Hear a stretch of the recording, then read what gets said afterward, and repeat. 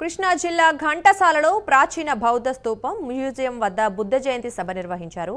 రాష్ట్ర భాషా సాంస్కృతిక శాఖ సృజనాత్మకత సంస్కృతి సమితి ఆధ్వర్యంలో కార్యక్రమం నిర్వహించారు. ఈ కార్యక్రమానికి ముఖ్య అతిథిగా మంత్రి కందుల దుర్గేష్ హాజరయ్యారు.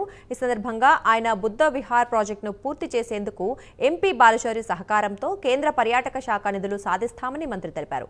గత ప్రభుత్వం కళా సాంస్కృతిక వైభవాన్ని నేలమట్టం చేసిందని ఆయన ఆరోపించారు.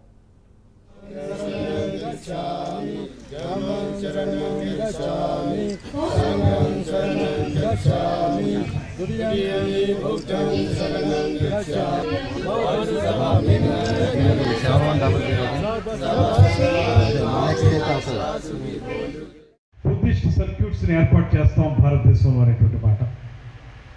దాన్ని అందిపుచ్చుకుని ఈ మధ్యకాలంలో నేను ఢిల్లీ వెళ్ళినప్పుడు షెకావత్ గారు పర్యాటక మరియు సాంస్కృతిక శాఖ మంత్రులు యూనియన్ గవర్నమెంట్ వారిని అడిగాను, మీకు ఎంత ప్రాముఖ్యత ఉందో బుద్ధుని యొక్క గొప్పతనం విషయంలో మా దక్షిణాదిని కూడా అంతే గొప్ప ప్రాముఖ్యత ఉంది.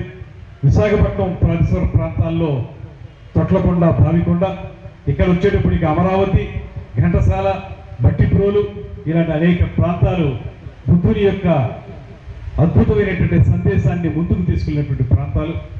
దీన్ని కూడా ఒక సర్క్యూట్గా చేయండి అనేటువంటి మాట వారికి చెప్పినప్పుడు ఆయన ఒకటే చెప్పారు, రెండు విభాగాలుగా దీన్ని ఆలోచిస్తున్నాం మేము.